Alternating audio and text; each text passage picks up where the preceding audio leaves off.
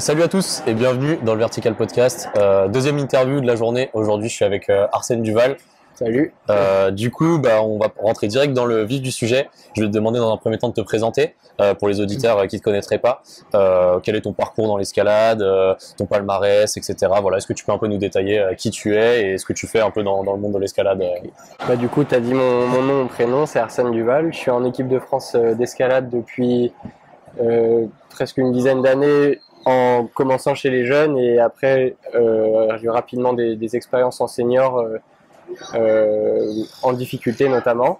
Okay. D'ailleurs en équipe de France senior j'ai fait que de la diff. Spécialiste de diff, spécialiste de diff, voilà, on peut le dire. D'une part parce que j'étais souvent blessé pendant la saison de bloc. Okay.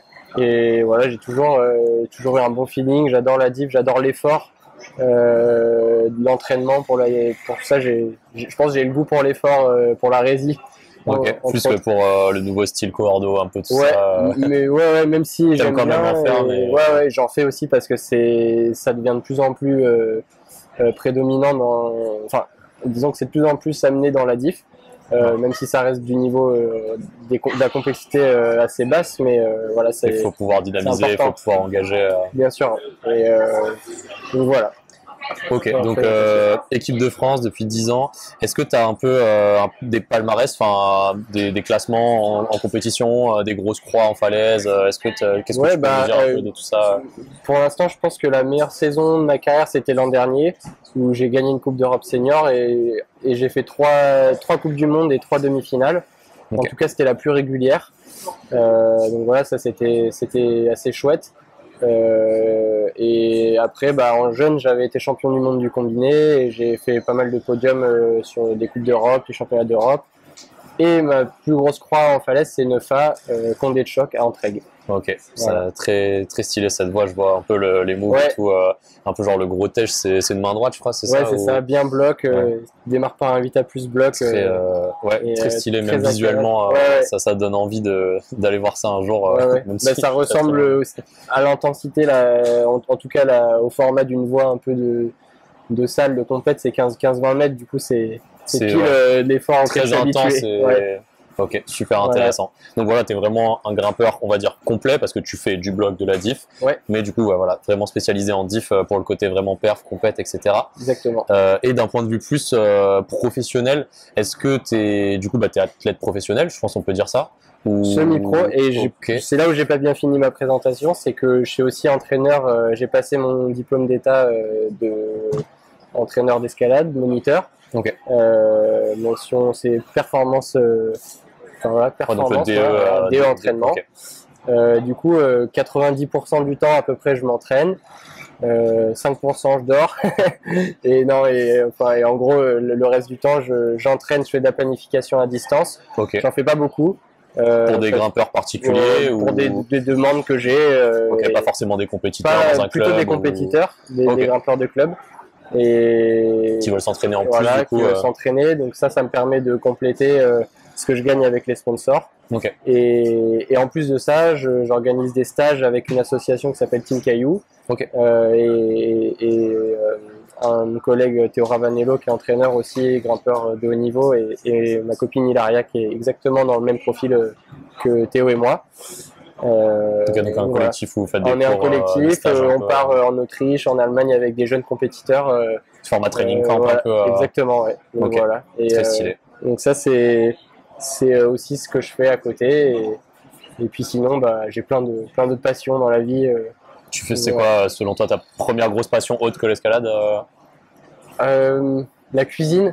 Ok. Ouais, c'est intéressant. La cuisine, le sport en général. J'adore le ski. Aussi. Je faisais du ski on va dire, en tout cas en pôle proche du haut niveau. Proche du haut niveau. En tout cas, j'étais en sport-études, voilà. Et après, j'ai choisi entre l'escalade et le ski à un moment donné parce que on peut pas tout faire. Ouais, il faut se spécialiser, arriver à un moment. Et puis j'adorais. Voilà, j'ai vraiment envie de faire de l'escalade à haut niveau, de voir ce que j'étais capable de faire en m'entraînant toute l'année, quoi, et pas juste l'été. Ok, super intéressant. Donc tu as réussi un peu à trouver un équilibre entre vie d'athlète, vie pro et vie perso d'un peu de ce que tu me dis, parce que du coup tu as l'air d'avoir un bon équilibre. Donc, Ouais, il faut, ça a mis du temps à arriver. Je pense que j'ai mis du temps à mûrir et c'est aussi, je pense, la raison pour laquelle j'ai été beaucoup blessé. De trouver un équilibre. J'ai eu un parcours scolaire un peu désastreux, je pense. Okay. J'ai pas eu mon bac. Enfin, je l'ai pas passé en fait parce que je faisais les cours par le CNED et ça s'est plutôt mal passé. Je faisais rien en fait et je faisais en sorte qu'on me laisse tranquille. Ouais, pour que tu puisses un peu à côté en gros. Donc faites pas le CNED. Ou alors si vous le faites, faut le faire vraiment très encadré. Et être quelqu'un qui soit très assidu, très scolaire. Moi, c'était pas mon cas. Je pars un peu dans tous les sens. J'ai plein d'idées. Et le cadre scolaire où tu dois apprendre à une vitesse prédéfinie, voilà. Ça m'a voilà. Et donc par la suite, j'ai passé le DE et ça m'a vraiment déjà donné des. Enfin, ça m'a remis dans ce bon chemin, on va dire. Et petit à petit, je me cadre, je me structure, j'apprends. À bosser aussi quoi. Donc. Ok, trop bien. En fait, quand j'adore. Quand j'aime ce que je fais, bah, je suis très bon, très assidu. Et c'est comme tout dans la vie, je pense que c'est le cas de tout le monde en fait. Y en a qui arrivent mieux à faire les trucs qu'ils aiment pas. Et j'y arrive petit à petit, je pense que c'est important. Mais c'est toujours mieux de faire quelque chose que tu aimes bien parce que ça te drive. Ou en tout cas de travailler pour quelque chose que tu as vraiment envie et ça rend plus facile les trucs difficiles à faire, les trucs que tu n'as pas envie. Et c'est comme tout dans la vie en fait. C'est pareil pour l'entraînement, c'est pareil pour le boulot. Voilà. Bah, du coup, c'est cool, ça permet de faire la transition sur l'entraînement. Là, du coup, je vais te demander un peu ton point de vue sur l'entraînement en escalade en général. C'est quoi ton point de vue un peu sur l'entraînement physique, surtout du coup pour le haut niveau. Est-ce que ça prend une grosse part de l'entraînement? Est-ce que tu peux un peu nous détailler, selon toi, la préparation physique vraiment, quelle place ça occupe dans ta routine d'athlète et ta vision de la prépa physique? Est-ce que selon toi, je sais pas, faire des circuits de résist, ça va rentrer dans de la prépa physique ou est-ce que c'est de la prépa technique? Enfin, voilà, un peu ton avis par rapport à ça. Le physique, forcément, il a une place quand même prédominante et c'est très important. C'est un facteur de performance énorme. Si tu tiens pas les prises, forcément, ça conditionne vraiment ton niveau. Et après, il y a la capacité à mettre ce physique au service de ta performance. Et donc c'est là où rentre en jeu l'entraînement mental, tactique et technique. Okay. Et donc il y a souvent c'est un peu classique, mais les périodes loin des compètes, on va quand même axer plus le physique. Mais même toujours en gardant du spécifique à la compète, pour toujours garder des repères. Okay. Pour la diff, tu vois, notamment. Des runs sous pression. Mettre des runs, se mettre un peu en condition de compète de temps en temps. Clipper des dégaines, faire des voies à vue, tout ça, c'est des petits trucs où tu gagnes du temps si tu le fais un peu. Même si tu es en off-saison de compète, tu vas quand même de temps en temps te mettre dans ces situations pour pas repartir à zéro quand tu vas revenir sur du spécifique. Puis des fois, on va couper aussi un peu ça et axer que sur de la force, par exemple. Moi, j'ai un profil de grimpeur où j'ai beaucoup de rési et je manque de force. Okay. Et donc, c'est ce que je comble de plus en plus et ce que j'ai vraiment besoin, je pense, pour perfer au plus haut niveau mondial et voilà. Donc ça t'arrive de réduire un peu le volume sur tout le reste quand tu veux vraiment progresser par exemple en force, de te dire ok là je fais un petit cycle de force, je réduis un peu la grimpe, j'augmente vraiment la préparation physique axée force pour après éventuellement comme tu dis équilibrer ton profil, etc. Carrément. Super et après moi par exemple je fais de la pré physique en salle de muscu. Okay. Ça fait partie vraiment de mon entraînement et de plus en plus je tends à réussir à spécifier à orienter la pré physique vers ce qu'on retrouve vraiment en escalade. Et après c'est comme tout, en fait ça va dépendre de tes besoins spécifiques. On parle toujours de préparation spécifique, mais ça veut rien dire si on sait pas à quoi c'est spécifique. Ça se trouve, quelqu'un il a besoin de progresser que du brachial, que du biceps. Ouais, parce que je sais pas, il a une petite faiblesse en inversé, peut-être que ça peut le faire. Autant qu'il fasse, ça se trouve, qu'il fasse un peu de soulevé de poids, de curl en salle, ça peut être intéressant. Débloquer un truc dans sa pratique, alors que pour quelqu'un d'autre, ça peut être totalement inutile. Mais en tout cas, si l'entraînement est bien guidé, je pense qu'il peut être fait en majeure partie sur des structures d'escalade, sur un panneau, sur un spray wall. Mais en fait, ça demande d'avoir plus de connaissances, d'avoir beaucoup de connaissances et en entraînement et en ouverture, et tu vois, d'avoir fait une analyse de la pratique de l'escalade avec une vision de préparateur physique, presque de quelqu'un qui sort de STAPS ou qui a vraiment des connaissances quand même scientifique poussé. Donc t'as pas besoin d'avoir fait STAPS pour avoir ça, même si c'est mieux. Ouais. Ça donne un peu des bases théoriques, mais après voilà. faut avoir l'expérience de terrain parce que moi du coup je sors de STAPS, j'ai fait le master et tout, et en fait on te donne la théorie, mais la pratique on te la donne pas. C'est-à-dire que jamais on va te dire voilà, une séance de rési en escalade faut faire ça, une séance de force tu fais tant de suspension ou tant de blocs max sur le spray wall. Donc on te donne les billes théoriques, mais pas trop la. Il faut avoir la capacité à transférer, à analyser. Mais quand tu as cette capacité-là, forcément, si tu sors d'un parcours universitaire, tu as des bonnes armes c'est clair. Pour ça. Et voilà, donc pour résumer, c'est beaucoup de physique forcément. Pour passer des caps, c'est important. Et après, c'est toujours se dire qu'il n'y a pas que ça. En fait, même tu peux chercher à être le plus fort physiquement possible. Si tu sais pas poser ton run au moment où on te le demande, où on te l'impose, en fait, ça sert à rien d'avoir fait tout ça. Bon, Enfin, il y a tellement d'exemples de ça en compétition où des mecs pas forcément entraînés, voire même moi, tu vois, j'ai fait ma meilleure perf en Coupe du Monde alors que j'avais pas grimpé pendant 3 semaines avant, tu vois. Enfin, et juste je m'étais préparé mentalement à le faire. Et c'est vraiment sous-estimer le pouvoir de notre cerveau. Parce que c'est intangible, parce qu'on a un peu peur de ça, mais vraiment, on a des capacités vraiment qu'on a du mal à imaginer. Tu vois, des fois c'est une barrière mentale où on se dit peut-être j'en suis pas capable, du coup le fait que tu penses que t'es pas capable, tu vas pas le débloquer parce que tu te brides toi-même. Donc c'est hyper intéressant, et moi ce que je retiens surtout là dans ce que tu viens de dire, et c'est ce que la plupart des athlètes forts que j'interviewe me disent, c'est que le physique ça reste super important, dans le sens où si t'as pas le physique, tu peux avoir tout le mental que tu veux, ça va pas marcher, mais qu'une fois que t'as ce physique et que tu l'entretiens, etc., il y a tout le reste qui rentre vraiment en compte, et c'est une grosse part de la performance. Et tous les petits détails entre guillemets, mais qui sont très longs à travailler. Et mais tu vois, j'ai un bon exemple, c'est que avec l'hypnose par exemple, on est capable de réguler la circulation sanguine juste tu vois, dans un doigt, ou dans les dents. Il y a des opérations chez le dentiste qui se font sous hypnose pour réguler le sang. Tu vois, ça, je savais pas du tout. Quand t'imagines, tu peux aussi réguler ton rythme cardiaque. Juste avec ça, ça veut dire qu'on a un pouvoir énorme sur notre corps. Avec notre esprit, avec nos intentions, elles ont un pouvoir énorme. Et en fait, souvent, tu as l'impression les mecs qui réussissent, c'est ceux qui ont plus confiance en eux, tu vois.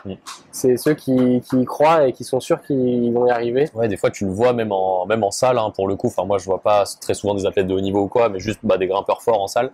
Et tu le vois qu'au moment où il va dans son bloc, parce que moi je fais beaucoup de blocs, du coup j'ai pas trop de rêve pour la diff, mais tu le sens que le mec va réussir. Enfin, je sais pas comment dire, mais il y a une sorte d'aura où tu sens qu'il est focus. L'attitude. Et l'attitude, ça se ressent. Et comme tu dis, c'est vraiment un truc mental pour le coup, où le gars il se met dans sa bulle, ou la fille d'ailleurs, hein, mais tu sens que il y a un truc où la personne, elle met une intensité de focus et tout. Et ce truc de ralentir son rythme cardiaque aussi, si tu arrives à le conscientiser, ça veut dire que tu vas être moins stressé avant de mettre un run hyper important, ou comme tu dis, tu es en situation de stress dans une compète où tu dois mettre ton run maintenant, et si ton cœur il commence à s'emballer ou quoi, très vite ça peut dégénérer. Donc c'est hyper intéressant d'avoir ton point de vue là-dessus, et je te rejoins, je pense que c'est hyper important. Mais moi du coup je l'ai jamais expérimenté en tant qu'athlète, parce que j'ai jamais été dans le haut niveau, et c'est des trucs où en coaching des fois j'y pense, mais je me dis pour les grimpeurs intermédiaires un peu, peut-être que c'est un peu trop, mais c'est intéressant du coup de le conscientiser. Et je voulais avoir aussi, ça me fait penser un peu ton avis sur tout ce qui est respiration. Par exemple sur le mur ou pendant des exos de renfo, est-ce que c'est un truc que vraiment tu vas conscientiser, ou tu te dis là faut que je souffle pendant que je fais ce move parce que sinon je vais pas être gainé ou quoi, ou est-ce que c'est un truc qui se fait un peu naturellement? Est-ce que tu peux nous en parler un peu de ça?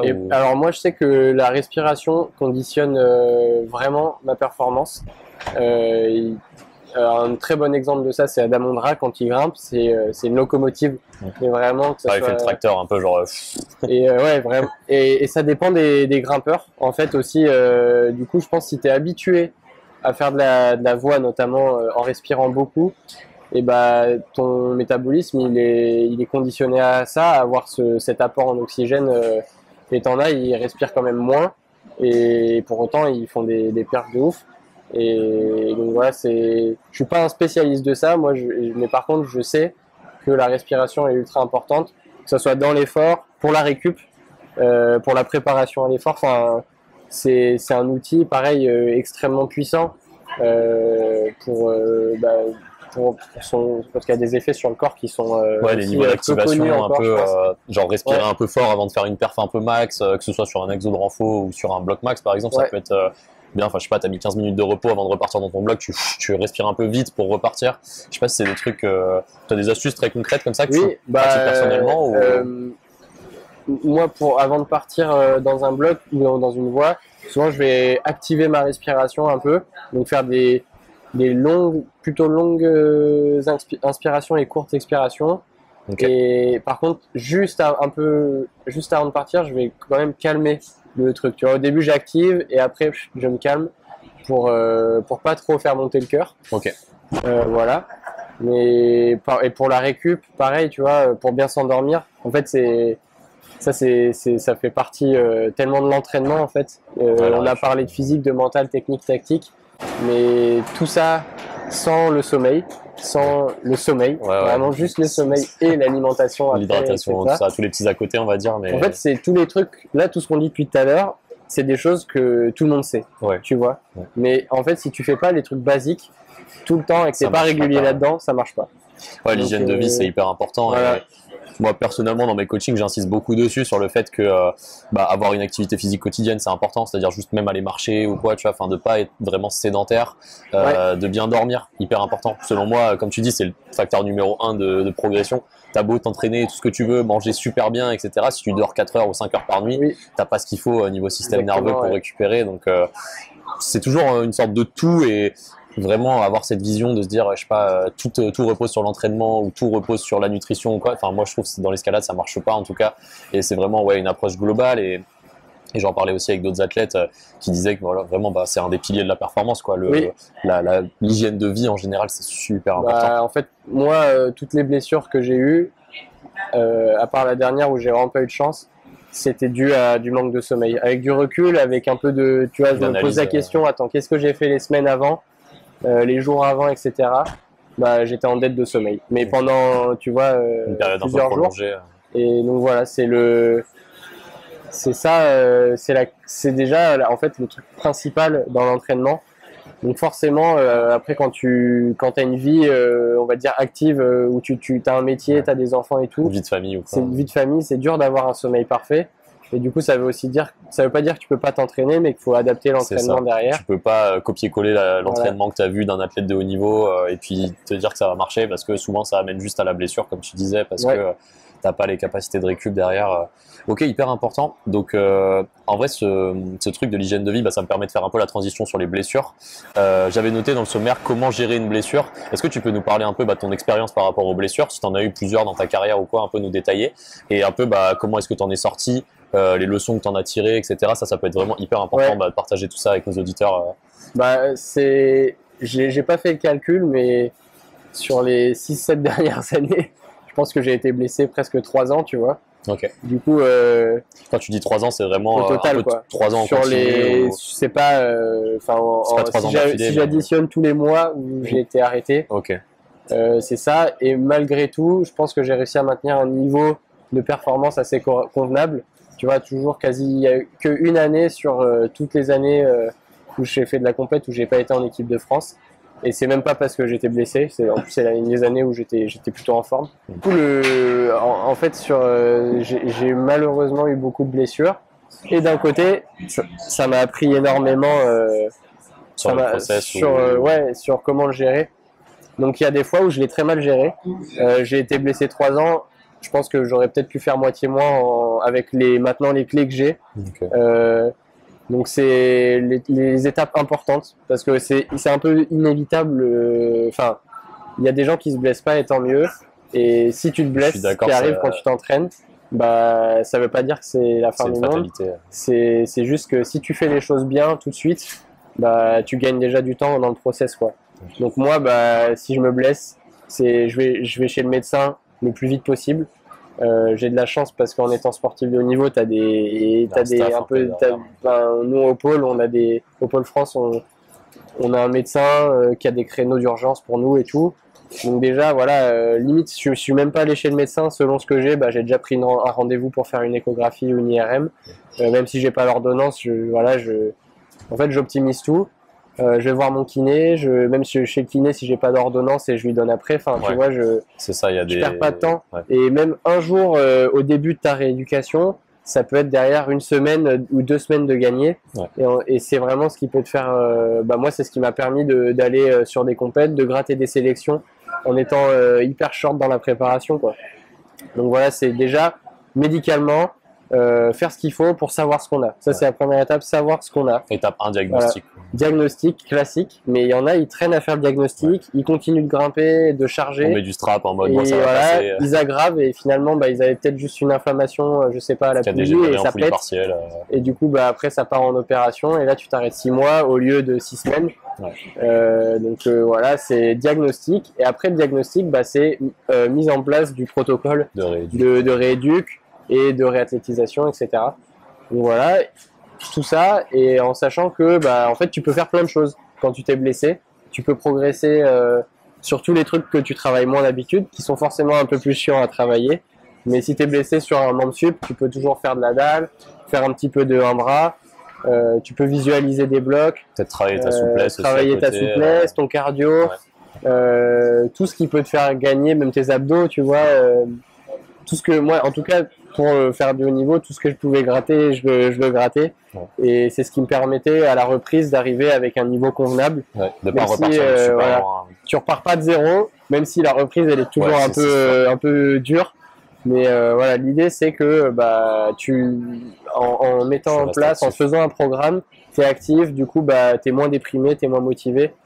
Juste, tu vois, même d'aller courir ou faire du vélo ou autre chose. Ça sécrète des hormones dans ton cerveau qui fait que t'es heureux, tu vois, t'es un petit peu plus heureux. J'en parlais ce matin avec Marzio du coup, et il disait pareil, un peu rester actif, même si je sais pas, t'es blessé à l'épaule, tu vas aller courir, tu vas faire des étirements, tu vas faire des randos, enfin voilà, tu restes vraiment actif et de pas rester sur le canapé à rien faire en mode je suis blessé, ma vie elle est terminée.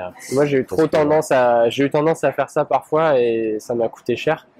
Et alors que en fait, déjà, ça va accélérer ta rééducation, ta récupération. Parce que comme tu dis, ça fait circuler le sang, tu fais certaines hormones et tout qui permettent donc tu es plus motivé. Et en plus, si tu te donnes pendant ta rééduc, quand tu reprends, tu as la dalle et tu es vraiment prêt t'as vraiment envie en fait. Est-ce qu'il y a une blessure qui t'a marqué un peu dans ton parcours ou vraiment là tu y penses quand je te dis ça, genre une grosse blessure que tu as eue et tu peux vraiment un peu nous détailler comment c'est arrivé, c'était quoi comme blessure et un peu tout le parcours que tu as eu pour revenir. Je sais pas, moi tu vois, je me dis ok, peut-être une fois j'ai été blessé à l'épaule, pendant 3 mois je me suis arrêté mais je faisais ceci, ça et quand je suis revenu 3 mois après j'avais récupéré mon niveau, tu vois, un peu une sorte de... Ah ouais, il faut que je choisisse, mais il y a 2 ans, tu vois, je me suis fait une fissure au tendon du biceps. Grosse fissure. J'ai mis longtemps à récupérer, genre 6 mois. J'ai repris 2-3 mois. Je suis revenu vraiment à un très bon niveau et là, je me suis reblessé en fait. Sur le même endroit. Sur le même truc. Donc quand je me suis reblessé, je venais d'avoir mes sélections en équipe de France et tout.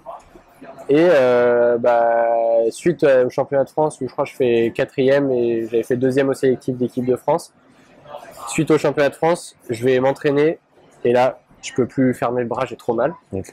Du coup j'ai une coupe du monde dans 5 semaines. Qu'est-ce qu'on fait quoi? Du coup j'ai dit là j'ai pas le choix, faut que je m'arrête un peu pour optimiser.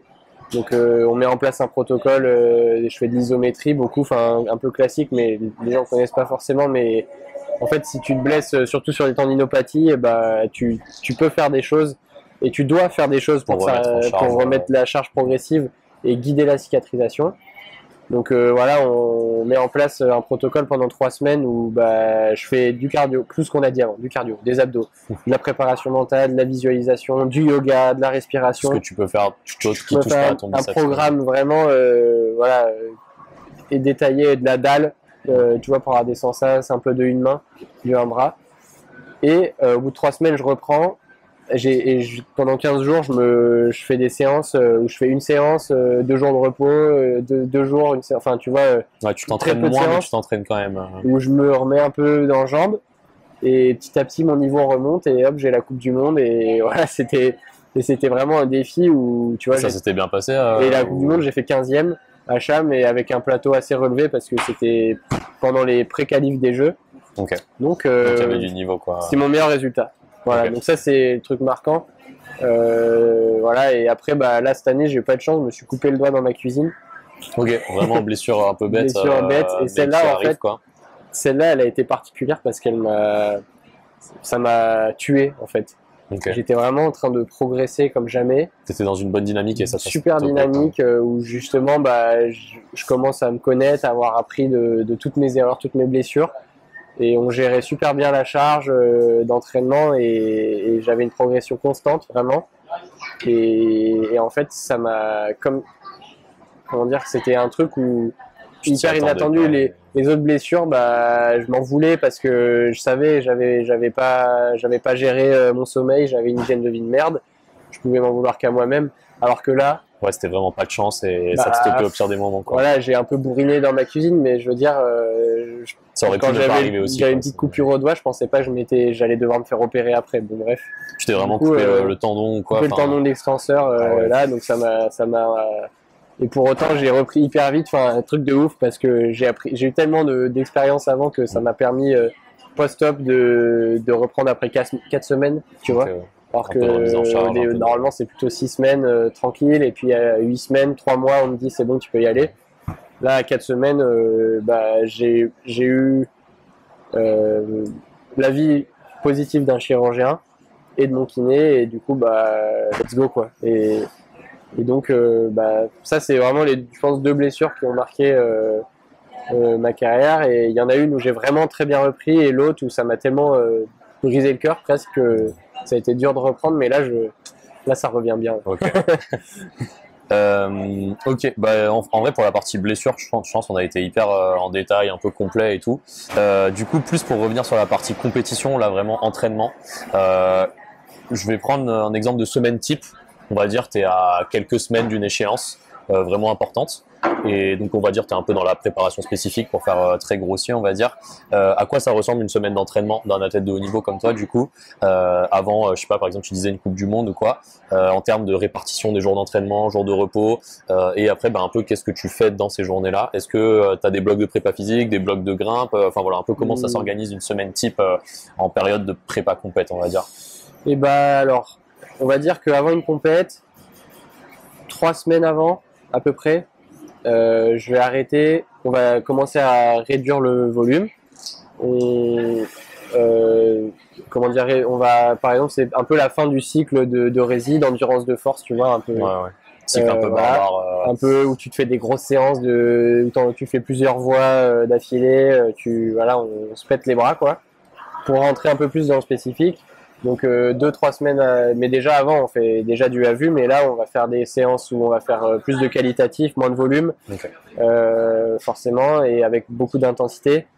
Le nombre de séances 15 jours avant va pas forcément réduire énormément, peut-être 1 ou 2 séances en moins. En revanche, la durée des séances elle est déjà un peu diminuée, tout en ayant des rappels d'efforts assez durs, assez longs. Et on va chercher à potentialiser, faire des petits rappels de force, des rappels de puissance pour potentialiser tout ce qu'on avait, tout ce qu'on a travaillé avant. Voilà.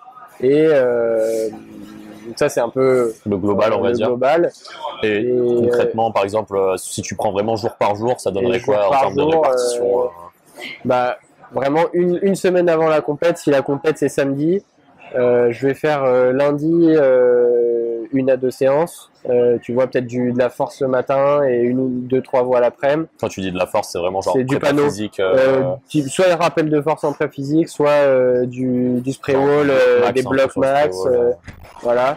Mardi, pareil, peut-être plutôt de la diff. Une séance de diff, mais peut-être un tout petit peu plus longue. Voilà.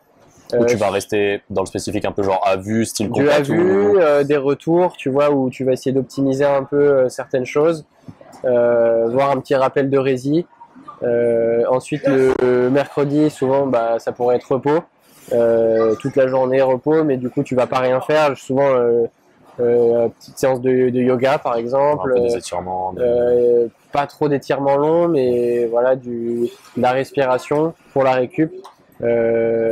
sortir de chez soi, voilà, marcher, voir des gens, marcher. Sans trop exagérer, un peu ce qu'on disait tout à l'heure, un peu en mode récup actif, quoi. Ouais, voilà, où, faire des choses où en fait tu restes quand même actif parce que les journées de repos total, bah, ça fait redescendre ton système nerveux trop bas. Ça t'endort complètement. Ça t'endort et voilà. Et le lendemain t'es KO limite. Voilà, et après bah souvent le jeudi, bah on refait un petit rappel, un peu de bloc, un peu de voix, tu vois, retrouver des sensations. Voilà, se mettre en sensation pour la compète. Et faire remonter encore la forme, tu vois, profiter de ça pour mettre des bons runs, en sachant que c'est pas la séance, de toute façon le travail est fait, des fois tu fais des séances de merde et la compète se passe bien, des fois tu en fais des bonnes, la compète se passe bien, enfin c'est là où voilà, c'est un rappel physique, tu vois, pour nerveux, pour pas s'endormir. Et puis le jour avant la compète, repos, petit stato des fois. Maintenant le stato dynamique, je sais pas si j'en connais, c'est un petit rappel un peu nerveux on fait des tractions très rapides. Et pour être sûr qu'on parle de la même chose, du coup, pour toi, stato dynamique, c'est par exemple, tu vas tracter jusqu'à 90, tu bloques, 90, et après 120, tu bloques, t'exploses, et vraiment, tu fais pas l'excentrique, quoi. Okay. Et ça, on le fait 48 heures avant, souvent. Apparemment, la surcompensation, elle serait plus efficace 48 heures après. Je pense que c'est hyper intelligent. Et bon, après, ça, c'est aussi dans la tête, je pense que tu le fais pas, ça... Comme tu dis, le travail bon, fait avant, les petits détails, ils font la différence au bout d'un moment. Et voilà, donc, et puis là, c'est des moments, 15 jours avant, où tu réduis le volume d'entraînement. Du coup, tu fais aussi gaffe à l'alimentation, parce que bah, tu brûles moins de calories. Du coup, quand même, le poids, il est important. En tout cas, d'avoir son poids de forme. Ouais, surtout en diff. Donc, voilà, faut être léger, mais pas trop non plus, sinon tu perds de l'énergie. Si tu n'es pas capable de tenir la route, voilà, donc faut pas exagérer, mais. Et ça, comment tu le sais un peu ton poids de forme? Tu le sais avec l'expérience? Tu as testé plusieurs poids, on va dire, ou c'est vraiment le poids où tu te sens le mieux de manière naturelle, on va dire? Moi, je sais qu'il y en a qui travaillent avec des diététiciens ou des nutritionnistes, médecins nutritionnistes. Et moi, je sais que chaque année, tu prends un petit peu de masse musculaire quand même. Okay. Du coup, je suis peut-être un tout petit peu plus lourd chaque année, mais voilà, moi je sais que mon poids de forme il est autour de 68-67 kilos, et qu'il faut que j'arrive à être stable proche de le plus longtemps possible pour pas faire trop de yo-yo et pas créer de la fatigue, de la surfatigue, quoi. Ouais, parce que pour ceux qui nous écoutent, si vous êtes en déficit calorique pendant trop longtemps, votre corps il catabolise, donc il enlève du tissu, que ce soit du gras, du muscle, etc. Et ça va vous fatiguer en fait d'être en déficit. Donc comme tu dis, le mieux c'est de rester à un poids plutôt stable, et quitte à juste quelques jours avant la compète, optimiser un peu toutes les stratégies hydriques, perdre un peu d'eau, voilà, manger des aliments plus denses. Je sais pas si vous le faites ça aussi, je sais pas, par exemple dans certains sports ça s'appelle un food mass, c'est-à-dire que par exemple au lieu de manger du riz qui est hyper volumique, quoi, il y a beaucoup d'eau dedans, je sais pas, tu vas manger par exemple des pâtes pour le même nombre de calories puisque ça pèse moins lourd, tout ce qui est un peu les noix, par exemple, les noix c'est super calorique mais c'est très dense, très léger, voilà, ce genre de truc. Je sais pas si c'est des stratégies qui sont utilisées aussi. Le truc, moi ce que je fais attention, c'est à pas manger sursalé pour pas faire de rétention d'eau. Exactement. Et je vais noter ce que tu m'as dit. Et en tout cas, voilà, c'est juste que. Il y a des petites stratégies d'optimisation. Des strats mais pareil, tu vois, en fait, ce qui fait bien la différence, c'est que. Tu te connais et tu sais ce qui marche pour toi. Et c'est aussi de bien s'alimenter, mais tout le long pendant tes séances. Parce que du coup, tu sors pas de ta séance en ayant trop faim. Tu vas pas aller te péter le bide comme un ouf. Et surtout, tu abîmes moins tes tissus, tu as de l'énergie, ta séance peut durer plus longtemps. Et en fait, c'est que du bon. Tu as des exemples de petites collations que tu prends pendant les séances comme ça ou... Moi, soit j'ai des boissons d'effort, et quand même des fois je mange un petit bout, tu vois, un fruit, souvent, banane, une pomme, voilà. Les compotes aussi, style compote ou quoi. Ça marche trop bien, c'est hyper facile à digérer. Même à transporter aussi, c'est cool. Sans, tu vois, je sais que Mejdi, par exemple, lui, je vais pas dire son secret, mais il met du sirop. J'ai vu une vidéo à Blo, je crois, avec grenadine et un peu de sel aussi. Et voilà, du coup, c'est Bah c'est logique, chacun son truc, tu vois, tant que ça te fait boire et prendre des glucides, c'est peut-être pas le top la grenadine parce que c'est... Au final, ça reste une boisson d'effort dans le sens où la plupart des boissons d'effort, c'est du sucre, de l'eau et des sels minéraux, quoi.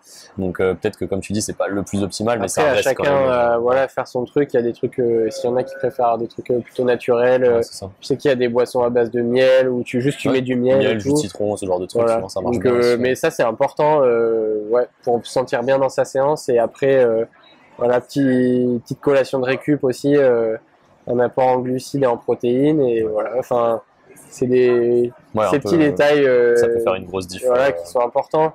Surtout si tu cherches un peu à avoir un poids, à être assez, on va dire, à rester à un poids raisonnable, parce que ça évite de te faire des repas où tu craques complet et tu bouffes, voilà. Après, ça peut peut-être faire du bien de temps en temps de faire un petit craquage, mais personnellement, tu vois, même dans ma pratique perso, où je suis clairement pas au niveau, mais je fais quand même un peu attention à ce que je mange et tout, ça me fait moins mal au corps, entre guillemets, de me faire un petit écart où, je sais pas, je me dis, bah vas-y, là j'ai envie d'une glace, je vais prendre une glace, mais tu vois, tu te pètes pas le bide à prendre 3 glaces ou tout le pot de Nutella ou quoi. Tu fais plaisir, mais il n'y a pas trop non plus de répercussions dans le sens où tu vas pas mettre un jour à digérer, tu vas pas te sentir mal après. Donc c'est super important aussi cette notion de plaisir. Et, du coup, moi aussi, je suis un peu calé dans tout ce qui est nutrition, équilibre alimentaire, etc. Et ce que tu dis, je valide complètement, c'est hyper important d'avoir une sorte de routine où ton poids il est plutôt stable, tu sens que tu as de l'énergie à l'entraînement, etc. Et proche d'une compète, tu vas optimiser des petites stratégies, des trucs pour être un peu au top de ta forme. Mais c'est hyper intéressant qu'on ait parlé de ça. Et du coup, donc là on a eu aussi un aperçu d'une semaine type, donc c'est cool pour les auditeurs, ça peut vous permettre de voir un peu comment perfer, même pour vous, on va dire, je sais pas, sur des petites compètes, des contests, ce genre de trucs. Le schéma d'une semaine avant un contest, par exemple, ça peut être intéressant de faire une sorte de copier-coller de ce schéma-là. Après, tu vois, les Japonais, ils s'arrêtent jamais de grimper, ils font des séances énormes avant les compètes, enfin, il n'y a pas de... Nous, ce qu'on fait, c'est... T'as des exemples un peu de ça ou si tu peux un peu détailler. Les Japonais, je sais pas, des petites anecdotes, je sais pas. Souvent à la Coupe du Monde de Cham, des années, on les voyait faire des séances dans la salle à l'ENSA de 3 à 4 heures le jour avant la compète. Et en fait, parce qu'ils ont un volume énorme qu'ils récupèrent vite. Et après, plus tu as un volume gros, plus tu as besoin aussi d'en faire, tu vois, de rester actif, et moins ça va t'impacter de faire des grosses séances avant les compètes. Et moi, c'est un peu ce que je tends à faire petit à petit. Forcément, plus tu as du volume, plus tu peux t'entraîner, plus tu peux apprendre. Tu as une plus grosse tolérance à l'effort. Et puis, comme tu dis, c'est du volume où ils vont aussi apprendre beaucoup de patterns de mouvement. C'est pas du volume juste pour faire du volume. Ils vont faire beaucoup de voies différentes. On a besoin de répéter des mouvements. Tu vois, c'est de plus en plus complexe. C'est surtout pour le bloc, en fait. Donc après, faut le faire progressivement. Et comme tu dis, il y a aussi, je pense aussi, une différence culturelle dans le sens où chaque pays ou chaque fédération, on va dire, a ses méthodes, a ses habitudes et tout. Et peut-être que essayer de recopier, c'est pas forcément le meilleur truc à faire. Je pense pas. Parce que, comme tu dis, peut-être si tu as l'habitude de t'entraîner comme ça, si tu changes complètement, peut-être que ça va pas du tout marcher. Carrément. Donc, c'est hyper intéressant d'avoir ton point de vue aussi là-dessus. Et puis, il y a un truc qui est vrai aussi, en fait, il faut aussi du changement dans l'entraînement. Si tu fais des trucs pendant un temps donné, pendant longtemps, et que ça marche pas, des fois il faut se remettre en question. Il faut remettre en question et puis faire évoluer par rapport à ce que tu as fait, quoi.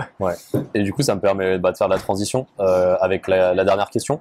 Si tu avais un seul conseil à donner à un grimpeur intermédiaire, donc là, pour ceux qui nous écoutent et qui n'ont pas la vidéo, on est à Arcos-Pantin, donc je vais parler en cotation Arcos, quelqu'un qui est à l'aise dans le rouge, en bloc, et qui commence un peu à toucher du noir, et qui veut progresser, vraiment c'est un souhait de sa part de progresser, il grimpe pas juste pour le plaisir. Qu'est-ce que tu dirais à cette personne, vraiment un peu un conseil concret, où tu penses que ça peut avoir un impact sur sa pratique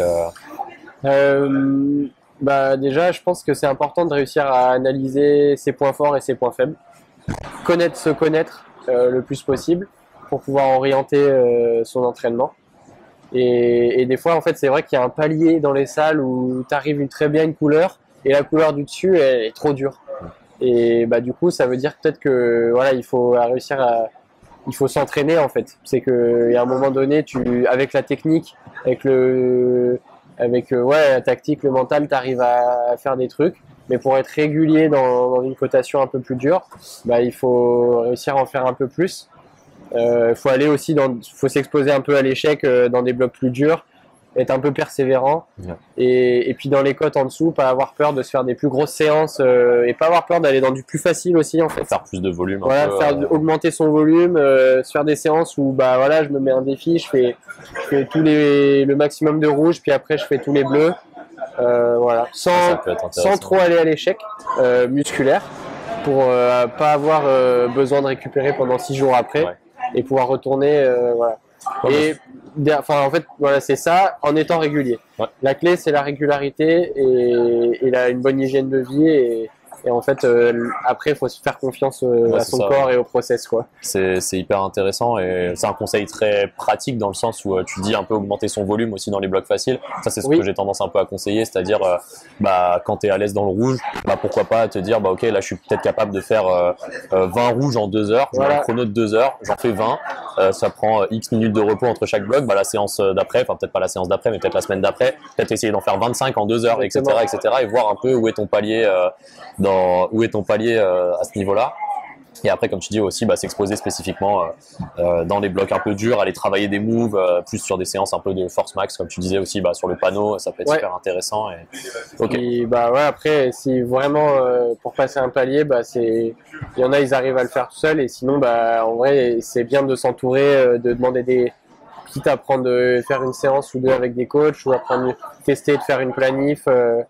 Je dis pas ça pour moi parce que je prends plus de mais moi c'est ce que je conseille à tout le monde. Mais voilà, il faut des fois on a du mal à être objectif et puis après se challenger avec d'autres grimpeurs, se frotter un peu plus fort que soi et tout, mettant l'ego de côté, c'est hyper stimulant et c'est là où tu apprends le mieux, c'est quand tu es bien entouré, on va dire. Ok, super.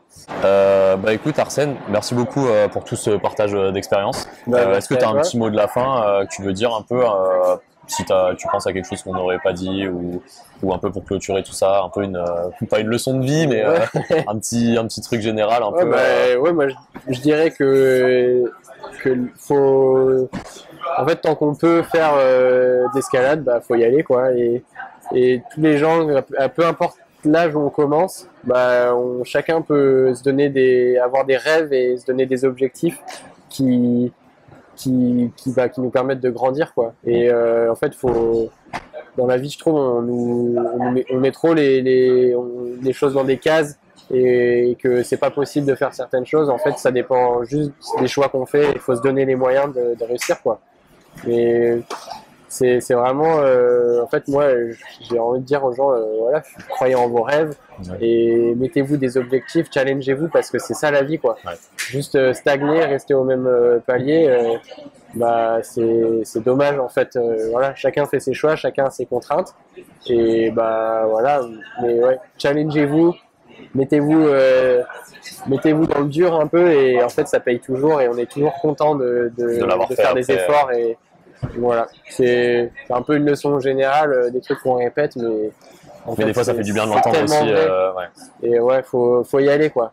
Il n'y a pas d'âge, et c'est ça qui est génial avec l'escalade, c'est qu'on peut commencer à tout âge, et il y en a pour tout le monde. J'en parlais avec Pierre, Mathias et tout. Telle personne a fait son premier 9A à 45 ans, des trucs comme ça. Mais même sans aller dans le 9A, tu vois, il y en a, ils veulent faire du 7A, du 6, et il y en a, ils veulent juste se faire kiffer, faire plein de voies, des grandes voies. C'est ça, c'est trop bien, il y en a pour tout le monde. Il faut faire ce qui vous plaît, parce qu'en plus, l'escalade, c'est super varié, quoi. Il y a tellement de modes de pratique, et tout le monde peut y trouver son truc, quoi. Carrément. Super intéressant. Je pense qu'on peut arrêter là. C'était super cool. Merci à toi, c'est un plaisir. Et peut-être, moi, du coup, pour les auditeurs, je vous dis à la prochaine pour les prochaines interviews. Et je vous laisse là jusqu'au prochain épisode. Salut.